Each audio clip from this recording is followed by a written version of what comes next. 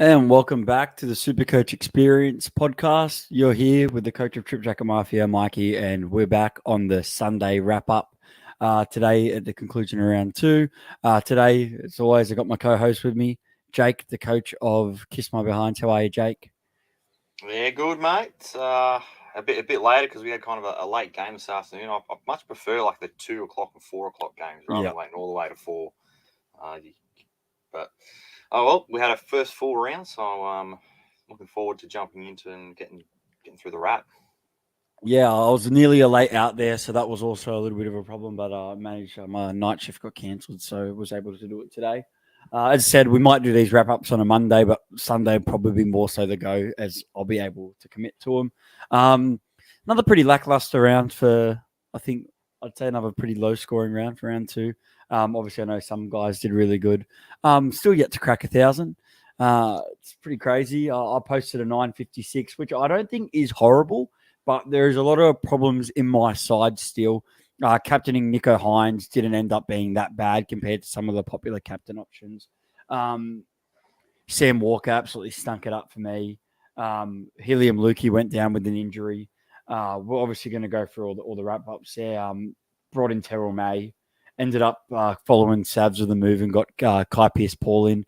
Didn't go too great, but my thought process of going lane to him was just to have a bit more money for the upcoming week, as I knew it was going to be a big week, and I am happy that I didn't boost last week and that I've got my trades ready to go because I was this close to getting Laybutt, and now look like I'll probably fade him, and 3 big moves coming up for me. But before I go to where I'm going, Jake, I know you're probably disappointed with how you scored. How'd you go, and what's your thoughts on your team this week, mate?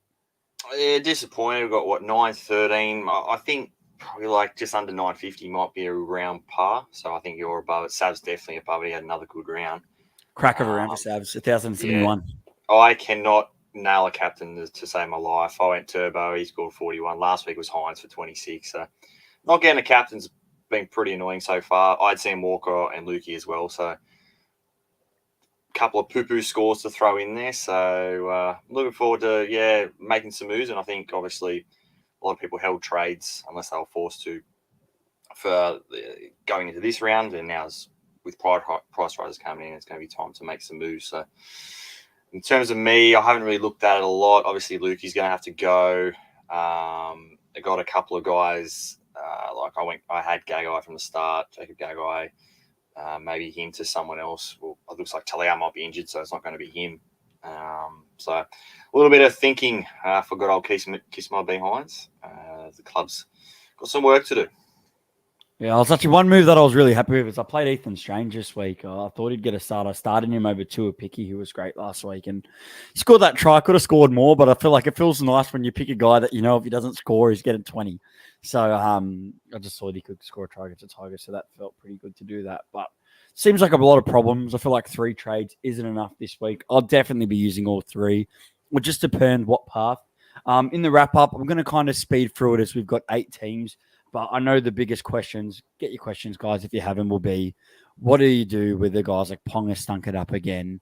Ponga's going to have a big BE. Drinky's going to have a big BE. Hines going to have a big BE. Cleary, Grant, like a lot of these big guys are going to have some massive BEs. And realistically, out of a lot of the fullbacks, a lot of them aren't like super firing. I'm a big guy on don't sell your guns, but I think if you can sell a gun fullback to another gun fullback and then make a move with it, I'm all for it. I'm weighing up 2 possible options with my boost, one where I sell Ponga and one where I don't. I've got both Ponga and Drinky. I just think the difference with Ponga to last year is obviously, he is in for a slow start sometimes. But what I'm worried about is he didn't have Gamble and Hastings playing like this could be their last game. They're both playing and controlling and demanding so much ball. I think they're just really, really scared of Cogger taking over their spot. So I'm just like, he's going to be an option at some stage, but they play Melbourne this week. Their draw does open up a little bit, but am I just going to sit there happily and just watch the money drop while these other fullbacks are going nuts? Like if I go down, I don't think I'll go cyber to a Walsh or a Tom. If I'm doing it, there's 2 guys on the menu. It'll be Paps or Tedesco. Now, I was really against Sabs and his Tedesco move, but I'm warming up to it. Even with this tough draw, he's just looking good. He looks like he's got something to prove. Looks like he wants to, redeem himself and be like, hey, I deserve to be where I am. So I'm I kind of like going to him because it gives me like 200K. And from my move last week, I've got 100K ready. So I'm looking to go Hacho to Ronaldo Mulatalo early. So I think even though he's got the 93 and the 116, I still feel like he's not going to be heavily owned and brought in this week, as there'll be other problems. I'm missing a gun center wing. And Hacho's absolutely stinks. So I want to use 300K to turn him in. Then I've only got to play roulette with like someone like Strange, Bostock, and Tuapiki or whoever. Then like I only need to play one of them. I think that's my big issue right now. I don't have a pod center wing that can go bang apart from RTS and May that everyone's going to play each week. So, and then my third one will be like same problem as you, Jake. We've got to get rid of Lukey. So as we discussed, I think there's a lot of good options. I think I may just kind of eat my hat, and I was wrong about Curran. I think I really want Curran. I could also afford to go a Hosking if I want to risk it with his minutes for a bit of a cash grab, or I could go down a Finafuiaki and still bank some money. But I think I'd rather just wait another week, and then, for the people that have Tupanua and Wong, maybe they could be a trade down to him because I really don't like the minute outlays. What are your thoughts on that, Jake? Thinking the right way? I think they're typical Mike moves. Yeah, I mean, the fullback one probably isn't a typical Mikey move. It's a bit different, but I think it's fair. I mean, Tedesco's probably been the most consistent and looked the best in both of his games so far for all the gun fullbacks. Does net you a lot of cash as well doing that, and turning a bum like Hutchinson into Ronaldo, who's looked good in 2 games, scored well in both of them. So I do like that one. And as for a good run, very good run, Tigers, and that's just I want another piece of that. Sharks left have looked awesome. They've been all killing it in SuperCoach. Yeah, I do like the Ronnie move. And Lukey replacements, I guess. Curran, it's annoying because they keep getting injuries, so it's unknown whether the minutes will be there, but he by far looks their best forward, I guess, in terms of work. Clearly showed he could do it and possibly could get upgraded to front row, second row, which would be huge to people that own Cotter like myself because they would become interchangeable. So with their poor performing, surely he's going to, around this kind of minutes, might keep up. Like I feel like they've got to. I mean, as long as he's getting 50 minutes, he's probably going to score, 55, 60 points. And before 20, you bank 50K going Lukey down to him. If Hosking was guaranteed, to still play 80 when Elliott, Whitehead, and Horsburgh come back, you go him every day of the week, 190, like, hell yeah. But, like, I think using trades, if I'm doing the Ponga risky one, I can't afford to make too many risky trades where I've got to then trade him out in 2 weeks. That's a bit silly. And the Fine Fuyaki one, I think, same thing. Tupanua, I don't like the minutes there. I think that's potentially a round after because he's not going to see price rises till then. So I'm thinking the same sort of way with you for in terms of Lukey, definitely. Yeah, 100%. So lots to do. I think it's a very fun week for some trades. So I'm looking forward to it, but I really just need to see my side score well. I want to crack over 1,000. So. Me too, Mikey. I haven't gone close to it either. I know a lot of us super coaches are in the same boat, but man, it just doesn't feel good. Like I just feel a little bit down, and I was really sad in that last game.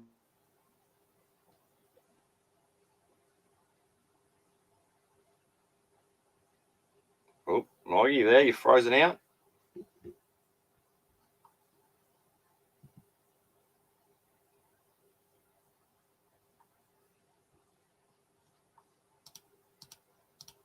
Well, while we wait for Mikey.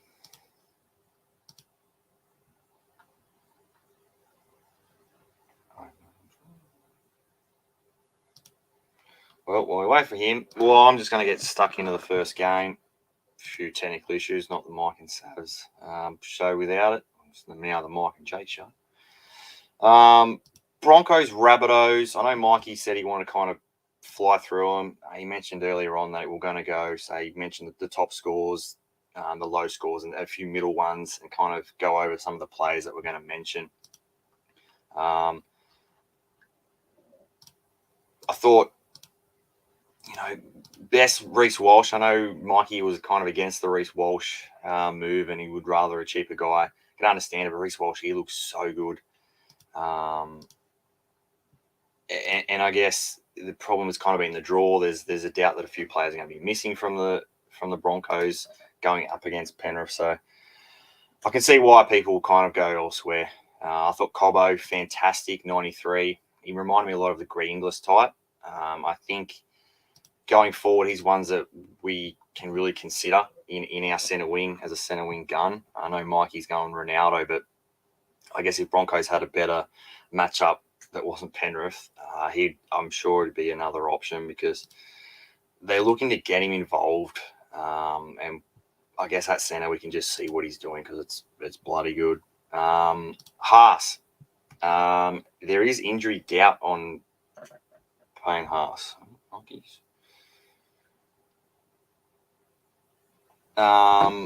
So that he did have less minutes. I guess if you're a Haas owner, you'd be watching that. We don't need another front row issue, do we? Because we've been battered with them every single week. We thought we would deal with it last week, and well, we're copying it again.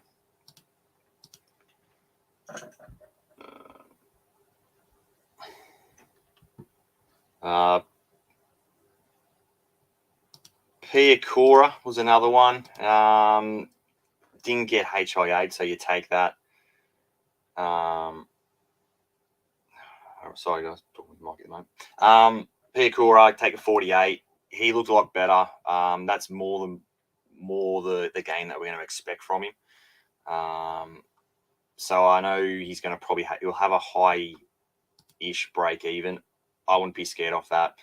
We're going to have a lot of teams will have Lukey that's gone down. He's a priority sell. Piakura, I think you can keep him. I think we've seen enough. He'll do all right. Over South, again, Latrell Mitchell. Good old Sav's got some junk late points that he was bragging about at the end. Cody Walker, we saw a lot from, but I thought South in general quite poor. And if they versus the Roosters this week, I'll be staying well clear of them.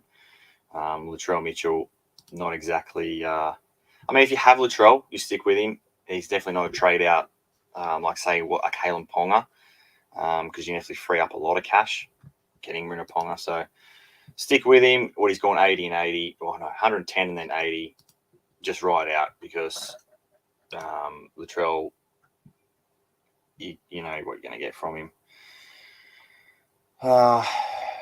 Johnson poor, Isaiah Tass poor, Richard Kenner poor. The whole back line for Souths were quite terrible.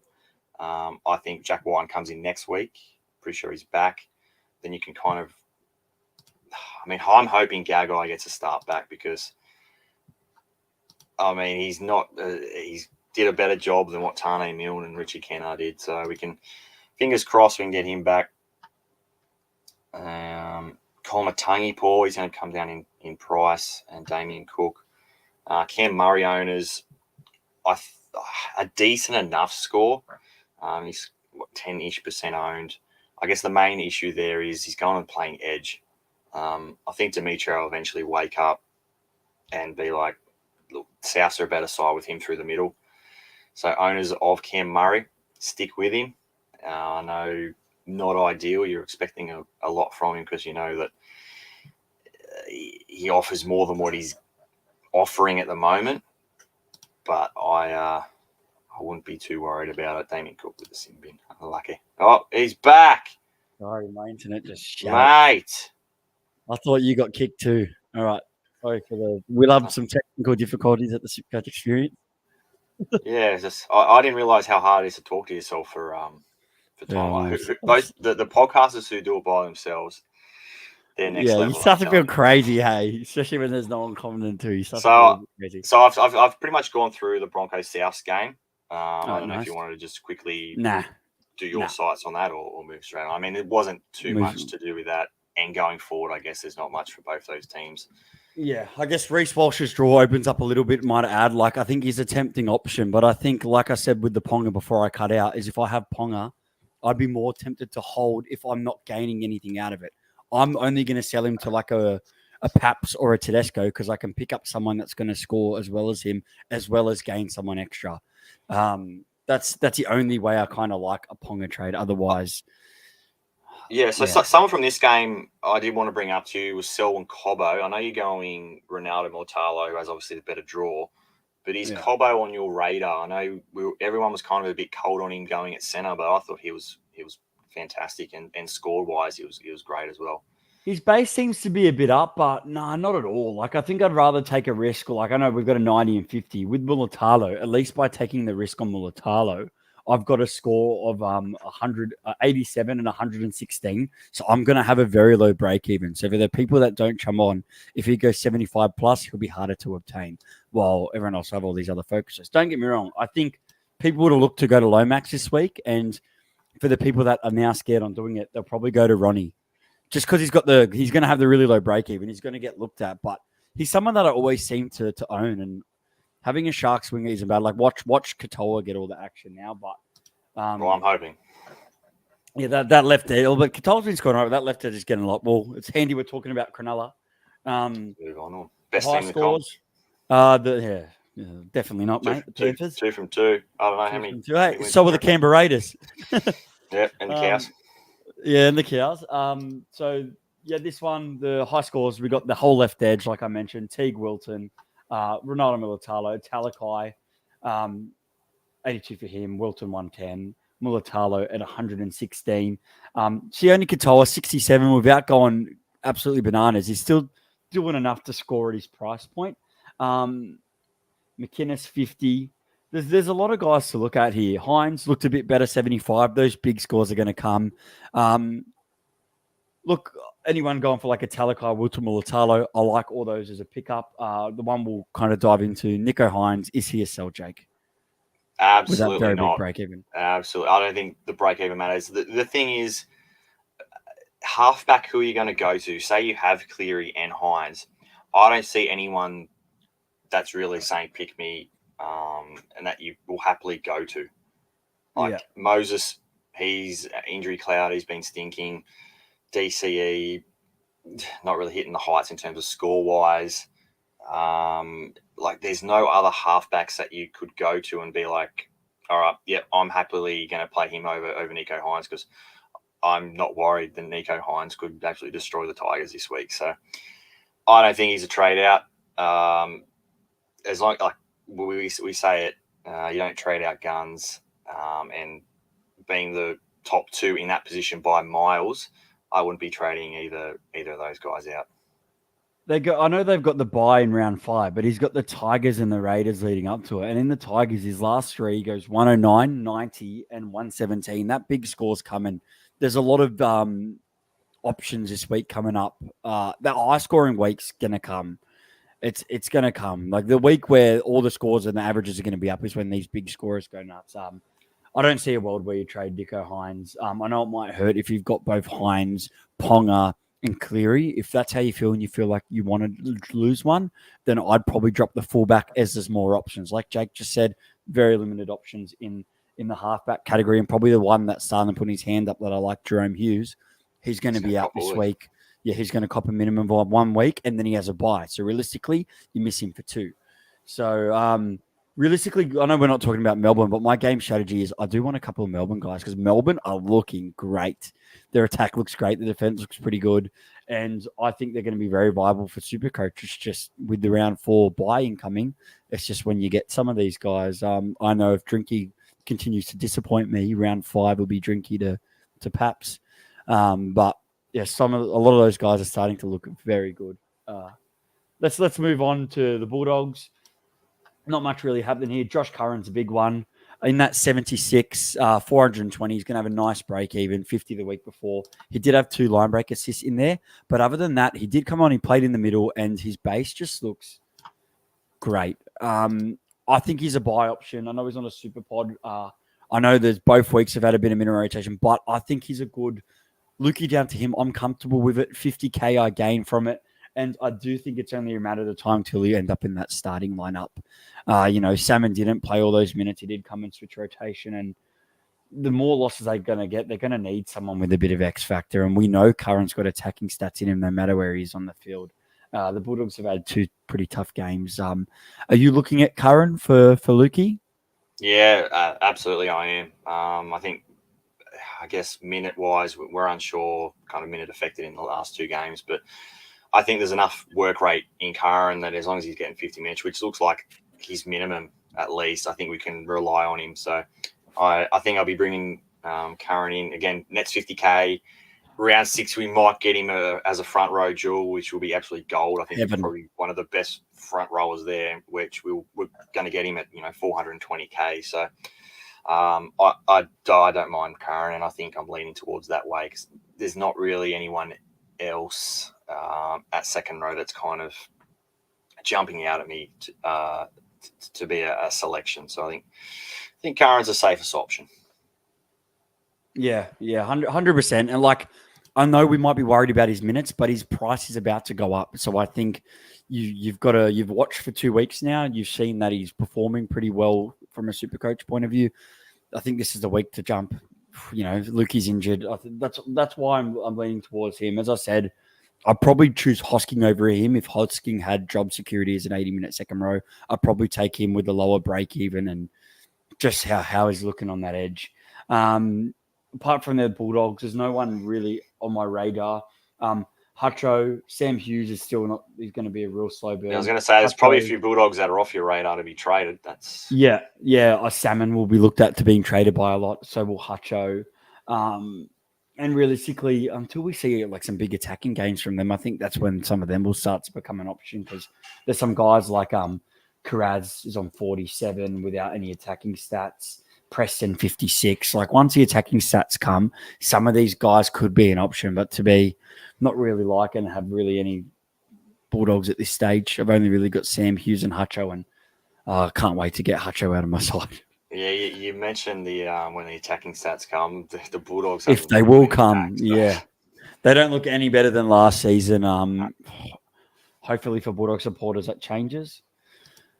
Over to the other side of the park, Panthers versus Eels. I was there live at this game. So was Sabs. Great game of footy to watch, but man, this game should have been. I think Penrith should have hit 40 points. I think the Eels are lucky. Shout out when we did the Penrith podcast with Barnesy. A lot of the guys that Barnesy, myself, and Tim spoke about went nuts. Isaac Tago was one that we just didn't have the balls to start with, and he's updated to 145. And I've said it. I want him in my centre wing at some point. Would I 698's a bit too much for me, but maybe if I could get it done this week, I'd probably still go Mulatalo over him. But man, 6 line breaks. 6 line breaks. I know it was against Kelma Tuolangi, but come on, man. It's not like this guy's running game is outstanding. And it's not surprising that he's the one doing it. Like he's just such a good runner of the ball and he's just so agile. Doesn't know how to pass the ball. But I know he's not going to get 6 line breaks each week. But yeah, they don't. But I think he's an option. Dylan Edwards is 116. Isa Yo with 94 and looking like one of the safest options in second row with a guy that's going to get the same amount of minutes. What about Isaiah's kicking game? Second, that was very, very good. Nathan Cleary looked very good, and I was worried at halftime. Like you can never get the scores at Blue Bet, and I was like, shit, this guy's going to be in a lot at halftime, and I was happy to get out of the stadium and go, phew. Only 73, but man, watching him as a non-owner is hard. You know that he's going to go bananas at some point. So other than that, like even Sunia Taruva needs to get heavily looked at. Only 530K. Like I understand he scored 2 tries, one off a kick, but I feel like he could be Panthers' leading try scorer this year. And at some point, like I could see if I can't afford a Tago or I'll be looking at someone like Taruva. The wingers swapped sides, didn't they? Yes, and I think I said it on the podcast last week, or I said it to someone else. I think I said it to Savs, and they go, or Tim, and they go, nah, that would not work. I said I thought To'o would be a better combo with May. I thought they would work well together because I thought Tago and Taruva were really good together, and I'm not sure if that's how it's going to stick or what's going to go on, but that'll be a heavy watch there. Liam Henry with 35. James Fisher-Harris did get injured. The physio come out today and said that he's not going to be out for as long as what they thought, but he will miss next week's game. So I'm thinking maybe 2 to 3 weeks. Liam Henry could start, or they could choose to bring in Matty Eisenhuth and start him for a bit of experience. But Liam Henry could benefit in minutes. I personally think they'll start Lindsay Smith. I think that could be an option. And then I could maybe see Fish getting eased back off the bench because I really think the Panthers need to start one of those guys on the bench just to give a bit more impact. But apart from this, Taylor May with 53 without scoring again, so his base is looking great. Any other Panther you want to talk about? I know there's kind of lots because there was a lot of points in that one. I mean, Dylan Edwards, he was high scoring, and he's not really going to be in the conversation for fullbacks because we always say he doesn't have the ceiling, but I'm pretty sure out of all the fullbacks, he has a high. Pappenhausen actually would have beaten him, but he has the second highest fullback score this year, so he does have the ceiling. But again, early buy, I think you're better off going say Tedesco. The crazy part about Edwards, though, which is different to last year's, is he started to develop a passing game where he's normally just a runner of the ball. If this is something that continues, maybe there's a little bit of pod value there because realistically, he pulled a lot of try assists and took try assists off Cleary. And if this is a regular thing, maybe this could be a super move. It'd be a very risky one in the buy in round 6, but at 705K, I actually haven't thought of him, but at 705K, he could be an option instead of Tedesco. Or with Tedesco, man, I don't know if it's crazy talk. He scored 40 against Melbourne, which his floor seems to be a little lower. In a team where you didn't score any points, so you got to keep that in mind. Exactly. I think that's going to happen to Penrith this season again. Broncos, Roosters, Manly before the bye, but then it opens up a bit. Hey, he could be a big option. I think I'd still lean over Tedesco, but at 705K, man, he could be a super pod because he's not going to be spoken about much. If they had a bit more of an open draw, I might tend to him. But I think if you jump it off one of the fullbacks, I think you don't want to have to deal with the buy. Yeah. Over to the Eels, Hopgood 104. He's going to be an option to be a gun second rower, to have. You can't go, even though he did score that try. Joey Lussick, I think he'll be heavily traded in this week with an 82 with the try, but he played nearly the whole minutes, I'm pretty sure. So yeah, he played the whole game. I think hands came on the last 5 seconds. So he played 78 minutes or something like that. I guess if you got Danny Levi, it's hard to upgrade him when Levi's gone 40 and 40 and we'll make a little bit of cash. But man, once those tries stop, he's going to have 10 or 15. And as a Harry Grant owner, I'm petrified of having to play him in round 4, but it is what it is. What do I do? That's all right. Yeah. He might score every game. Just keep it up. Try scoring dummy half. Who knows? Joey Lussick seems like a good option. Dylan Brown was 65. Realistically, he got 2 tries. Just can't believe that's how much he scored. But 5'8's looking like a bit of a wasteland. Sean Lane, 62. I sold Sean Lane this week, but 62 with a try makes me feel good. Apart from when that doesn't happen, he nearly scored 2, but when that doesn't happen, his floor looks very low. But I guess, he's only... But I guess the thing to note with Lane, he is playing 80 minutes. So, I mean... Yeah, huge. Yep. They were affected because they had Campbell Tuolangi playing out in the centres, who's now, I'm pretty sure he got injured as well. Yeah, he did get injured. So, taken off at the end. Don't know what... After that big hit that he put on, it was a massive hit. Yeah. Apart from that, there's no other real Eels on my radar, but their run is very nice. I guess Moses is. I know people were telling them not to trade out your halfbacks, but if we got a bit more idea that Moses, was 100%, you could tell he wasn't 100% playing. No, kicked 1 goal and then gave him to Gutho, which was frustrating. Gutho. I'd be selling him. I'd be upgrading him to Cleary or whoever you missed. I think I don't really like anyone down. Except for maybe Luke Brooks, maybe, if you want to be crazy. Who looks very good, who we'll talk about in Manly. Let's jump over to the Canberra and the Tigers, and Canberra looked awesome. Hosking up to 109. He's going to have a very low break even. I'll look at him again. As I said, I think I prefer Curran for 80K less, but even if, you say you didn't make any trades last week and you want to take a punt on Hosking, I don't blame you. I think he's played himself at least onto the bench. You might not know. I think Smithies could go to the bench and Hosking could stay starting, and one of Horsburgh or Whitehead could start off the bench. And, Whitehead or Horsburgh, one of them could play lock. That definitely could be the case. Hosking's played too good not to.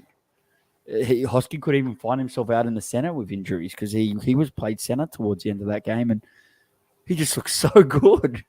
So good. Yeah, I know, but at this stage, you kind of don't want to be. You want to be minimising risks. So I think because there's a lot. Yeah, you're right. And then when Whitehead, I guess, comes back and if he's in there, if Hoskins still a starter, then yeah, definitely considering. I mean, he's at 511k, so it's not like it's a lower price like your Currans or KPPs or these sort of players. Like he's a bit more than the rest. So I don't know. I'm happy to pass on him. I don't think a lot of people are going to be going there, so I think it's an all right one to skip. I think a fair amount of people will, but I guess what we learn off round one, although he's done it 2 weeks in a row, is all these lay butt options. A lot of people went these guys and like Lomax and that, and they went very poor the second week. So it's just important that like this is what SuperCoach can be. So another one that like if my second option where I didn't sell my fullback was going to be Hutcho to Xavier Savage. 350k, banged out a 71. We always knew this guy had some talent, and he banged out was it 50 last week? 43. So 71 and 43, price at 352. He's going to have a pretty low break even. And I think if you want to punt a guy like Salmon and Hutcho and can't afford, I think he's a nice switch. 350k. Raiders are looking good. They don't have a buy for a little bit. I don't hate that move. I was looking at it myself, but I just looked at this and I went, I want to go a little bit more exciting. And I do think the Raiders' happy start will come to an end soon. Jake, do you think Savage at that price with those two scores, he's got to be considered, right? Yeah, considered. It's an awkward price. I mean, a lot of centre wings are attack stat reliant. He had try 2 line breaks and a try assist for 71. Take that out, he's getting like 10 points, which was the same for the week before because he scored a line break try I think the week before to score a 40. So. Yeah, almost 50 points in attacking stats. So I guess, it's a bit scary paying 350 for that. Yeah. Yeah, I mean, if it was, under 300, sure, easy to go there. But I think, paying a little bit extra or, a sideways trade Hutcho to him, which makes sense. He's a lot better than Hutcho. He's going to be making money in the short term. So I don't mind it, but I wouldn't be going out of my way to, spending, say, 100 or it's okay in getting Savage, say, from the Jacob Gagai or someone that's lost out. Yeah, fair call. Another guy that's going under the radar a bit, Jamal Fogarty with a 52, scored all right the last week. Like, just looks really good. And I think, like, a lot of us were worried about how the Raiders were going to perform with their spine, but he's doing a good job. And I think he's, a better halfback than a lot of most people give him credit for. I guess the other guy that is kind of going to be on everyone's radar has got to be with a pretty desolate position. Joe Tapine pumped out a 39, and I'm not saying to bring him in, but I'm saying put him on the radar because he's going to start dropping some money when he comes at a nice price. He's going to be back. This is what happens. He starts, and then you want to get on him at some point as his minutes increase and his attacking stats and offloads start coming in. So definitely on my radar. Anyone else, Jake, before we flick over to... No, not really from the Raiders. I thought Smithies played the 80 minutes, which was something I guess we're wondering. But again, 49, low score. I mean, they were kind of doing just a lot of out the back shape, so he didn't really have your hit ups. No offloads by him. He didn't have to do as much tackling either because they were kind of 49 at 350 is pretty good, but I know a couple of guys, like my brother doesn't have him, and the advice I would say if I didn't have him, I don't think he's a must-have bring him for this week. If you do have Luke and you don't have him, I definitely consider that and bank the 120, but I really am a bit worried with how Hoskins is playing, what the minutes is going to do when Horsburgh and Whitehead return. He's got a big headache coming in, so I think that would make me kind of a little bit scared on Smithies. Good old Lyle's back again this week. How are you, buddy? Closer games will be more. Smithies will be more safe. That's what you're trying to say. Yeah. Which is definitely fair. But as I said, I'm just a little bit worried about how those minutes looks when those guys come back. But he's just a workhorse, and we've got him for 350. But maybe if you're looking at bringing him in, just have a think. The Tigers, for the guys that went rogue and started with Coruscant, he was great with 82. Did score a try in that 82 linebacker try, but 40 points in tackles, and he did kick the goals. Only got 2 shots at goal, but looks to be an option. And if Harry Grant still keeps going average, and I'm really worried in that round 4, like I think he could be a good option for the price. Caesar on the bench, and he actually come on for Sullivan, which is crazy. So like Benji's putting a lot of trust into Galvin, and although that first match was a bit clunky, there's still some scores to assess here. Samuel Finu at 250k scored 75, scored a try. There was also another attacking stat in there, but looked good, and he's only 230k. I'm not sure if his minutes were, I don't know why, like Seyfarth only played like 23 and then didn't come back on. No, so what injured? happened is, so Stafford Toll went off injured, which meant Bateman went Yeah. to centre, and then Finu went on the edge. Stayed So on. Yeah, okay. I guess the good thing about the Tigers is they didn't play around 1, so we're not going to see a price rise out of him until we get another look at him. Yeah. So hopefully the Tigers get no injuries this week, even though they're going to get flogged, and we get a bit more of an idea of Finu's minutes, because I'm pretty sure he's just second row, or was he dual? I think he might just be second row. Yeah, He's just second row. Just second row, but could be an option. For you, like your salmon types, he might be a good downgrade, get a bit of cash. Papali with a good score, 67, looks like it can be an option yet again. And Atoika Manu, 44 with the sin bin, could be an option in the front row. And then on top of that, Galvin was 49. He looks pretty good. Very tall guy. I don't think it was bad. And Flanagan just showed us that he's going to have some low scores in him. So if he keeps stinking it up, a Flanagan to Galvin trade could be on to bank 100K, because I liked what I saw from Galvin. I think Benji will persist, and at bottom dollar, like if we see another 50 score, I'll be jumping on for round 4 for sure, and taking that extra 100K as I look to find a way to Cleary. Apart from that, no one really else I want to really touch into with the Tigers. Let's move over to game 5. Game 5, this was also a good game. It's a very good Super Saturday. Very great. Good to have Super Saturday back in full swing with the 3 games. Love the 3 o'clock game.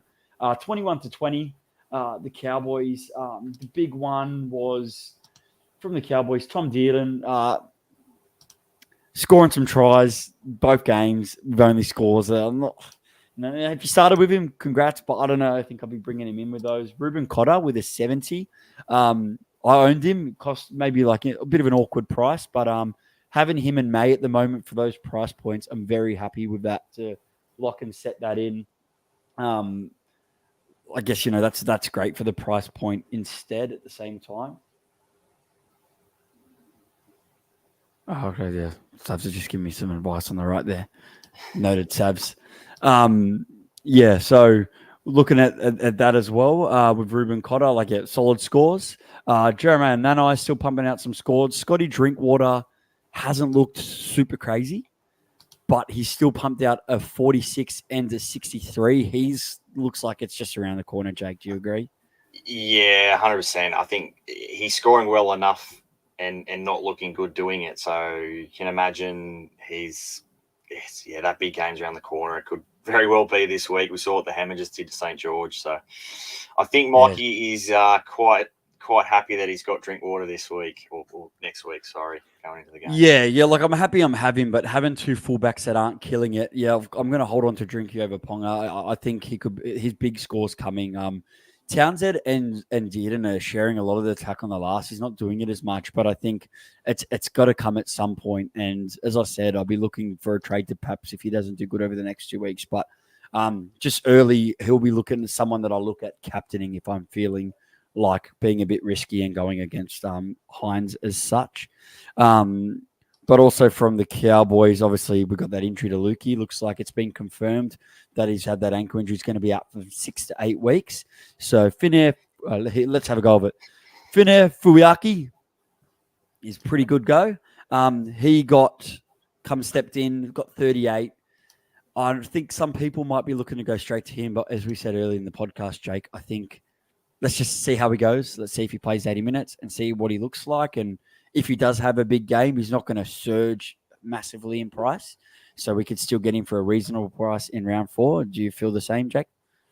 Yeah, I feel the same. I think, maybe just see what happens. I still think they run a back row on the bench. I don't know who else they have, though. So, I mean, if there's no, edge back rower, then maybe go the week early. I mean, he could be a pretty good play this week against the Dragons. if you're a bit short on numbers. So I mean, I don't mind. I know I didn't really think about it when I was talking about it, but Fine Fuyaki might be an all right trading. Yeah, I definitely one to go on the radar, and then maybe like the downlights, Tuolangi and Leibut, scoring 35 and 26 after a big week last week. So for people that jumped on, like I feel like it's just going to be a bit of ride with both of them guys, but there's going to be some attacking stats in them, like we saw it last week. Over the other side, the Knights, the Whisperer was all over Adam Elliott in the preseason, and man, he delivered with a double. Comes in at a relative price, I guess, 517. To be honest, he could be a good upgrade from Luke. He would only cost 47 if you wanted to go someone a bit more stabilized with their minutes. He scored 38 in the first week, though, in 52 minutes. Not sure 100% what his minutes are this week, but I guess he got that 73 minutes.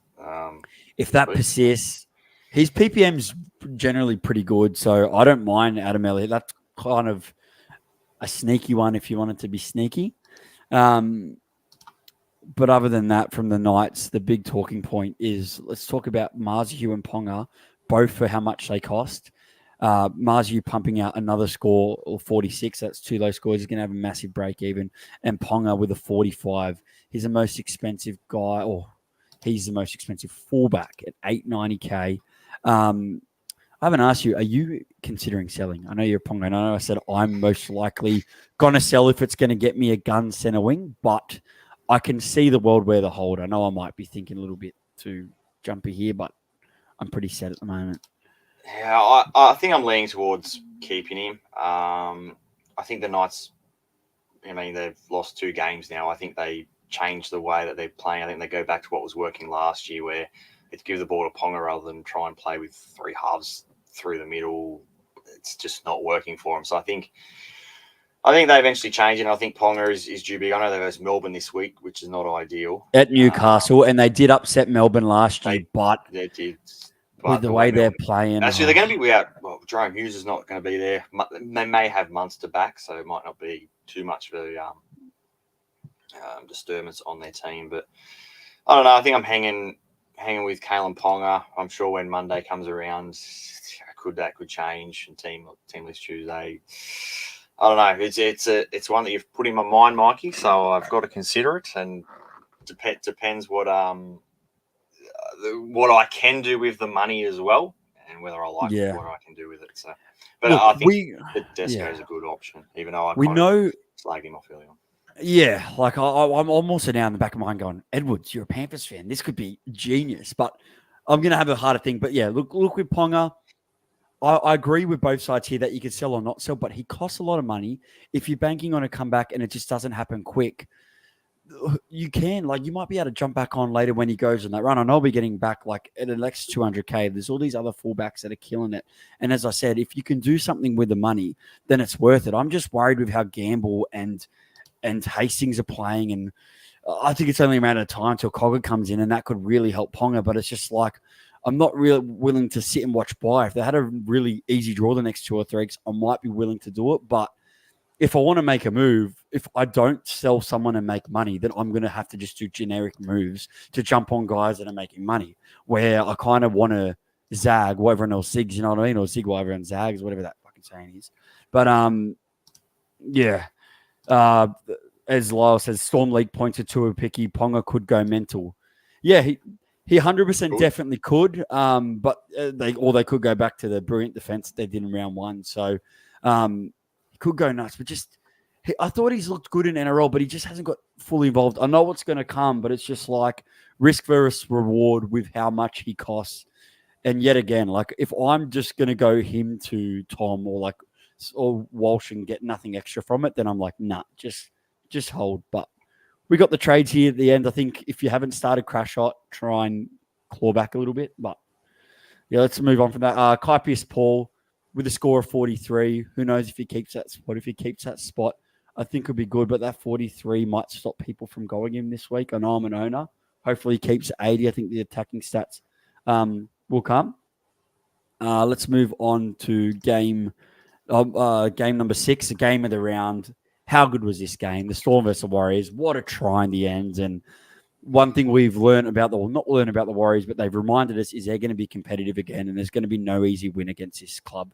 I thought they were great, and I thought they were the better side, but Storm were just all class to come back and win at the end. And I know any NRL fan here will agree with me. What a game that was to watch, and I'm really enjoying watching both of these two teams play. Paps updated to 128, and man, he is looking good. The thing is, he is looking good. He's owned by 20% of people, and he only costs 660K. To me, there is no way I wouldn't go him if he didn't have that round 4 buy. Why I'm scared from going him as a Harry Grant owner, I've got Harry Grant, I've got Joe Chan, I've got Pappenhausen. By bringing him in and making the crazy move to sell Ponga, I'd be putting my side at risk in round 4, having like a Levi and then having to play someone else average. So I think in hindsight, that's going to kill me a bit, where I'd rather bring someone like a Tedesco or an Edwards in that's going to help me over the next couple of weeks and gain someone else at the same time. So I think they're the things to balance that I'm looking at. But to me, as I said, Drinkwater is on notice. We've told him, we've gave him his couple of weeks notice. If he doesn't have a big game in the next 2 weeks, you'll happily even take, if Paps makes a little bit of money next week with that low score in round 1, he might only make like 50K. And, you'd still bring him in around the 700s, even 750. Like, it's a steal because he could easily be at 1 million at some point with the way he plays. I know he scored 2 tries, but man, he stepped up when he needed to. And with no Munster potentially and no Jerome Hughes, he could be the man to step up and be in all of it. Jake? Yeah, I'm the same. On your mind? Yeah, I mean, it's same thing for me. If he didn't have the buy in round 4, I would, without a doubt, go Ponga to Pappenhausen. He looked fantastic. I thought round 1 he looked okay, but it was against Penrith. It was only 8-0. You can't put that game around. But even without the goal kicking, he looks good, man. So you're definitely after round 4 bye. Pappenhausen's definitely going to be on the radar, I think, of everyone, especially if he comes out and has a good game this week. Just quickly, Hamish has got us. So you reckon Ponga just time to trade him out? Look, I'm doing it to gain. If you've only just jumped on now, I'm doing it to most likely we'll do it to be able to upgrade a Hutcho to a gun pod center wing. But definitely, there's pros and cons to both scenarios, as we mentioned the whole podcast. So I think although holding them could be the better move, I see both sides for selling and holding. You agree, don't you, Jake? Yeah, I agree. Yep. Because we're at this stage, we're both doing one of the each. So one's selling, one's holding. But hey, we haven't even seen T or T yet. That's the thing with the wrap up. Things change. Alisi Katoa bangs out a 65, even with a HIA. And we talked about him last week. Looked really good. 656K. Again, I know this sounds like a broken record, but if they didn't have the buy in round 4 and I had the money, I think I want him in my side. When their draw opens up, he looks like he's going to be a serious option. He's got a big score coming. And I know the boys chatting him up in the preseason, and I'm really liking the look of Alisi Katoa, and he's going to stay in pod category. You liking him, Jake? Yeah, I mean, you take out the 15 minutes. I know he had a try assist in there as well, but even that, like the attacking stats, are going to come from him because he just looks so involved in their attack. I know he's going to lose Jerome Hughes for the next game, but he'll be back after the bye, which is when we're kind of going to be targeting him. So, yeah, I do like Eli Katoa. Just annoying, like I said, that round 4 bye. Why did Melbourne have to have a bye then? Why couldn't they just swap with some other team? I guess the positive with the buys, once it's over and done with, you don't have to stress. But I guess it's hard in the key positions because those weeks where you're not playing them, or where you obviously can't play them because they're on the bye, and like these other fullbacks are going 100 plus. Like I think it really hurts in the short scheme of things. So that's why I feel like if you got too many of them, like example Harry Grant, like taking a hit at hooker and fullback could really, really hurt. So if you started with him, I think it's fine because at least you just got that 116. But the people that are jumping on now, you're only getting him for in the next 2 weeks. Like if he comes out and gets 80, that's technically only 40 and 40 you're getting in 2 weeks. It might not be worth it. What if you got Edwards or Tedesco and they go 75, 100? Like that's a lot more points that are going to help you get more up the ladder, and you're still going to bank money getting one of them. as I said, I think there's lots of options to store on Chen. Some said you need to be a bit patient with him. Looked a lot good. Look good, and if he continues this, he might be a play when you have to play him. Looked really good. Happy to move over to the Warriors, Jake. Yeah, I guess on Chen, I was actually forced to play him. Nice. No players, but so I was happy with the 59. Played 80 minutes Attacking as well, stat. so yeah, huge. Yeah, played 80, so that's good. It looks like it's his spot to lose. He's keeping two big guys, or Kane Bradley, who was touted for there, and he's also keeping Sean Blythe there. So it's only, says a lot about him. Over to the Warriors, Dallon's going to be an option in centre wing yet again. Looked amazing. Rogers back, everyone. If you didn't know, Rogers back with a 75. Looked great and kind of backed up his early trial form. It's going to be an option. Lyle, how good Metcalf. Glad I started with him. I was so close to go on Metcalf, and I was so scared. He took the kicking duties this week. Took him off Johnson and was kicking goals, which is pretty good. He's looking good in attack. Obviously got a low base, but at the price point, I think he's a great option at 5'8". And, he could be – I don't think he's a bad option at all because the Warriors look pretty good. Apart from that, Tua Picky, he looks good too. He looks like a pretty safe play most weeks. Obviously, hopefully we get, for the guys that jumped on him, you get a third game this week and Chance isn't back to at least get one price rise. But to me, he seems like a guy I'm just going to keep to loop because I think there's a lot more to get out of him. I think eventually when he does play, he could be a guy that could go for, get up to 400K in price. I think there's a bit of money to be made on him. So I think I'm going to be a little bit patient unless, I need to get another center wing. But hopefully we get another 1 to 2 games out of him for the guys that jumped on. Sean Johnson was probably a low light, scoring 26. And if you are an owner, I understand if you'd be willing to sell, but at the same time, maybe you go up to Hines and Cleary. If not, who else are you really going to go? Look, I think they're tough positions at the moment. Let's move on to today's games. Manly and Roosters. Manly with, I'd say, the slight upset. And Luke Brooks, 77. And man, I know you captain Tom today, Jake, with a 41. He was disappointing, but looks good in actual NRL. And Luke Brooks, man, he's getting so much ball. I think he's getting more ball than Cherry, and he's controlling a lot of the attack. But the thing is, he looks good. He looks so good. And for his price point, if you needed a half, he's dual, mind you.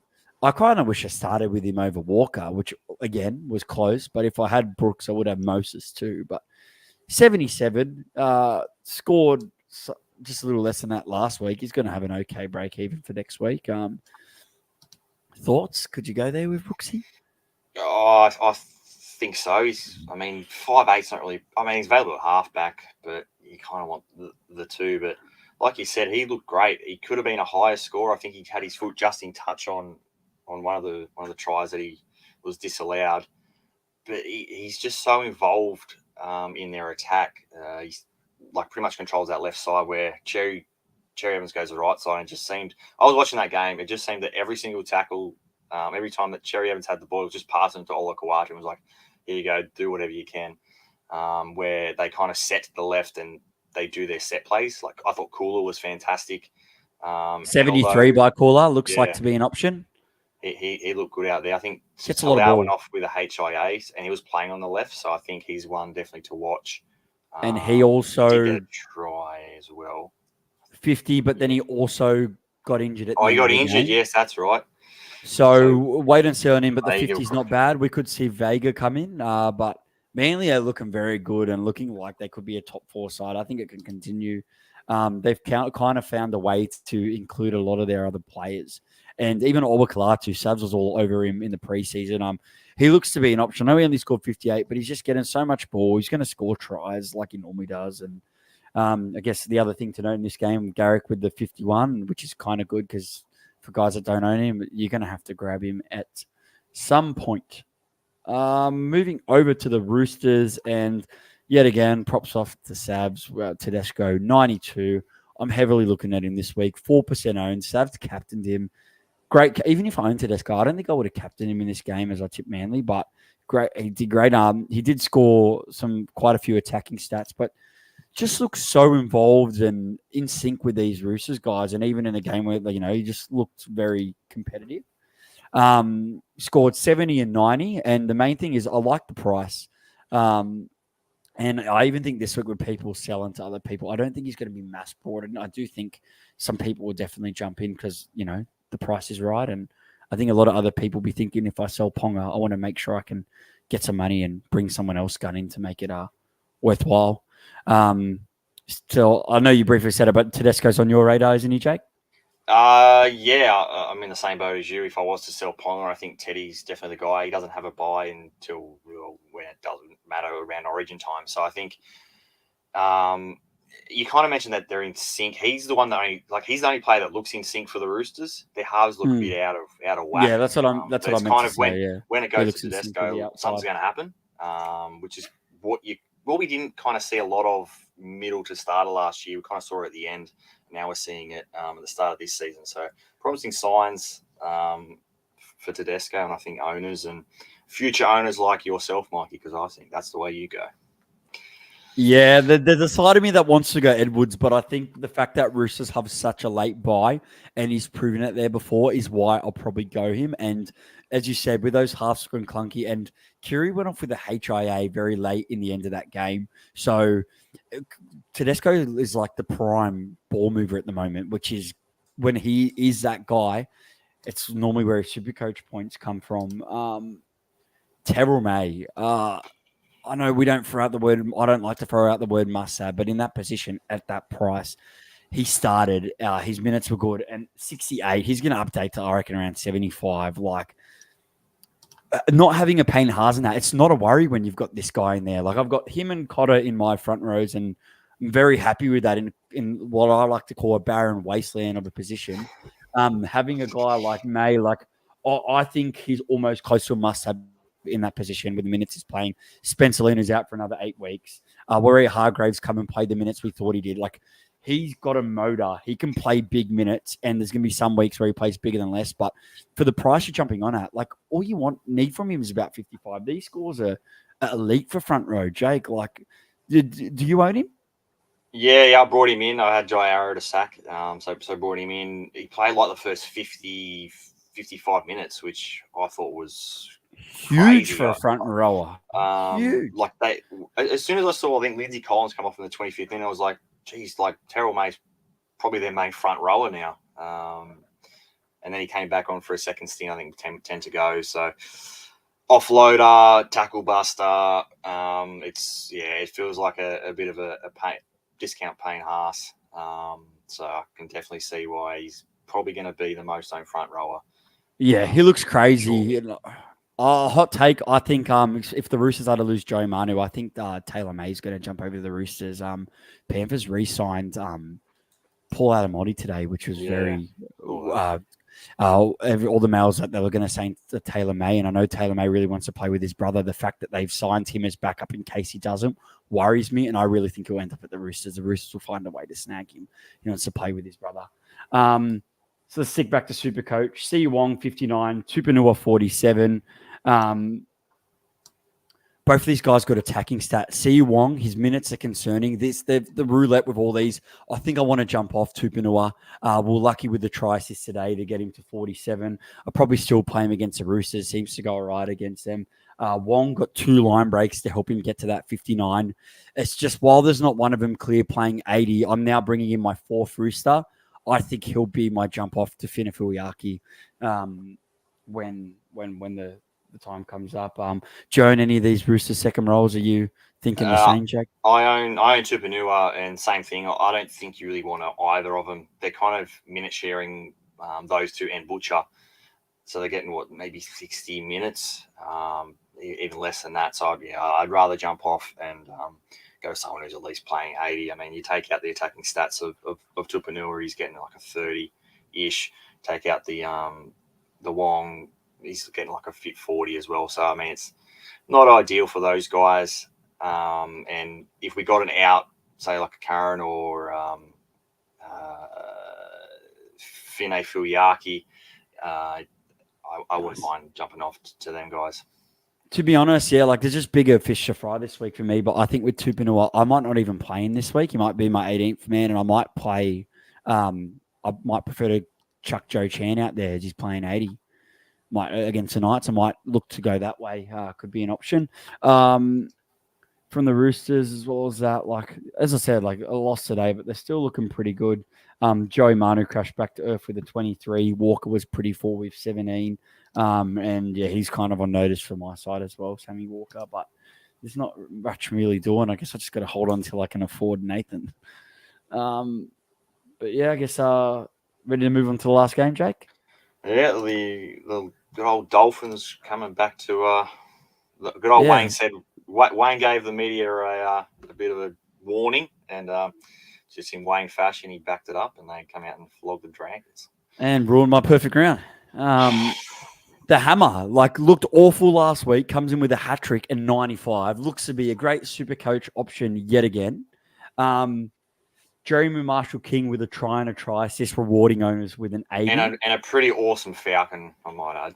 Yeah, I didn't get to see much of this game, mind you. Isaiah Katol with 79. Bo Stock, we had a little bit of chat with Hads and that in the inbox, and kind of saying like he looked pretty ordinary, but I just said he's the kind of guy, like each year we get a guy like Khan Pereira and that, where there's this guy that just keeps stinking up with these low scores and relies too much on tries, but we'll just go on this run where all of a sudden he's costing 500k and keeps going with it. He looked awesome. 2 try assists for him, and they're on the bye next week, but looks to be a play on the right matchups.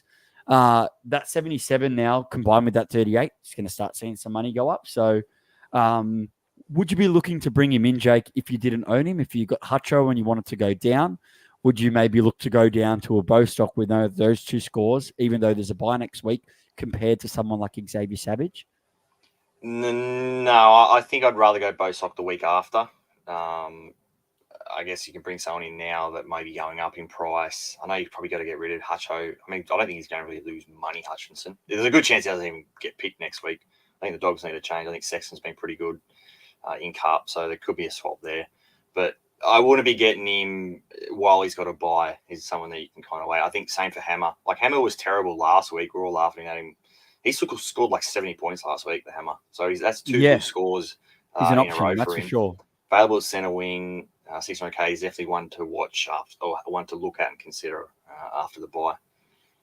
Yeah, also Plaff scored 58 or something like that. I can't believe he's available at 5'8". I thought he was like, he'll probably obviously get that updated in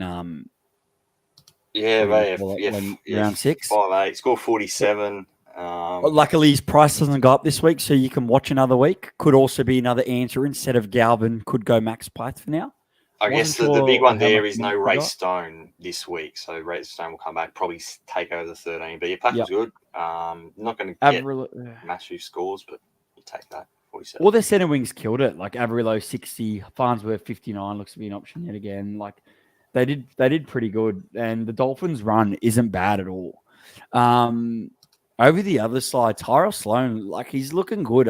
3 line breaks, 69, scored 100 last week. Going to have a pretty low break even. There was a lot of guys that had him watch. It's only at 542k. Not one for the faint-hearted, but I don't know. He looks good, and we've always waited to see him do this each week in and out. If he can do that, that's not a bad price to take a go at it. But as I said, like very, very 1% of teams at the moment, risky move, but comes in with a nice break. It's a painful watch, good old Tyrell Sloan, if you're an owner. But their draw isn't bad, mind you. Like the Dragons haven't been at home yet. Like they're playing their first 3 games in Queensland, then they go to win in round 4, and then they don't go back to win to round 7. So in the first 7 weeks, you're only at win twice, which is pretty crazy. But I guess one to add to the black book, but I guess a lot of people jumped in early to Fatal Mariner, ended up starting it in the front row. Laurie went back to the bench, and only 37 looks to put a line through him for now. As we thought, Lalua would bite into their minutes. Same with Tom Eisenhoof, 31, although he did start in second row. Yeah, he did. No, so Fatal Mariner started on edge, and then Eisenhoof went to lock. So it was what it was like the week before. Oh, okay, yeah. But obviously the minutes were down due to what's his face? Lalua coming in. And they had Laurie come back in as well. Little crash down back to earth. I guess it's good to see the Dragons like this because they remind you that they're going to be like they always are, but at the same time, you get to see these guys scores without the attack that they had last week. Lomax 40 in base. They didn't score any tries. Like I still think Lomax is a pretty big option. When I was thinking about my center wing trade, I thought if Lomax goes 65 plus today, looks great. I'll probably go him as he's kicking goals. I still think he's an option. I definitely think he is, but I think I just prefer to go to a team that's a bit more consistent and has just as good as a draw than to go Lomax, but could still be an option. And Kyle Flanagan crashed back down to earth with a 19. And as I said, still his break even should be okay with that like 59 there, but it's not going to be that great. With another low score, I think he'll be a trade out in round 4 to someone like Galvin. Galvin, yeah, especially if Galvin, continues to earn that spot 100%. Yeah. I think back to Lomax, I think the one thing you got to look out for is the fact that he had 24 runs again, which as long as he's doing heaps of work, the points are going to come. And yeah, like we said, they scored 0 points, so no attack goals from him. But 40 as a floor is not too bad, right? Like for a team that got walloped, it's good.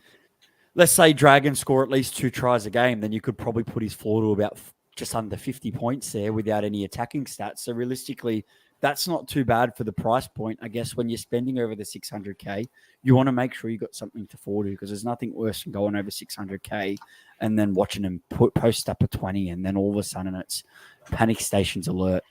I think, a lot quicker today, Jake. Now we covered the 8 teams. We tried to, sorry if it was a bit of a rush, but we don't want to bore you guys and we don't want this thing to go on an hour and a half late on a Sunday.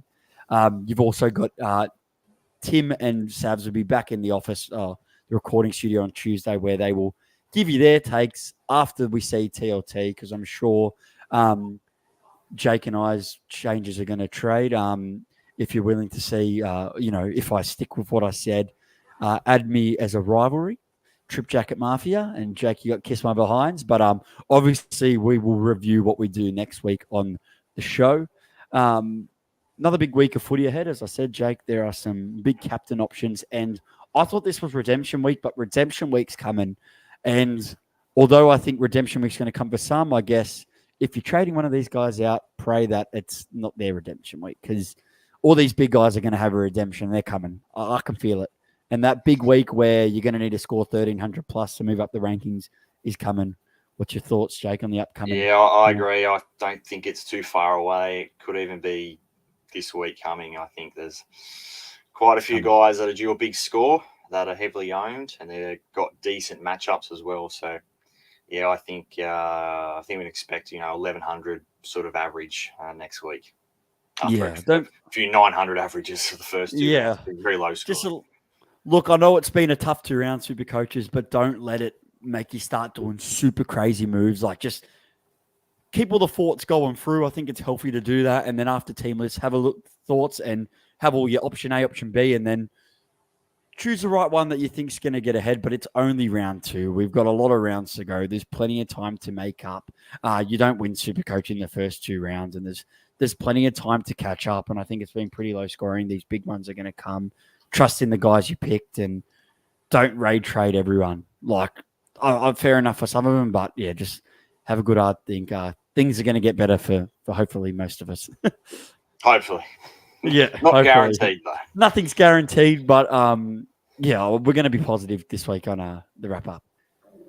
All right. Thanks, Jake. Thank you, Morgie. Fun as always, mate. And thank you guys for tuning in late on your Sunday, and for you guys listening late. Good luck in your teams this week, and we will catch you next week on the Sunday or the Monday wrap. Good luck, Supercoaches. See you. Peace.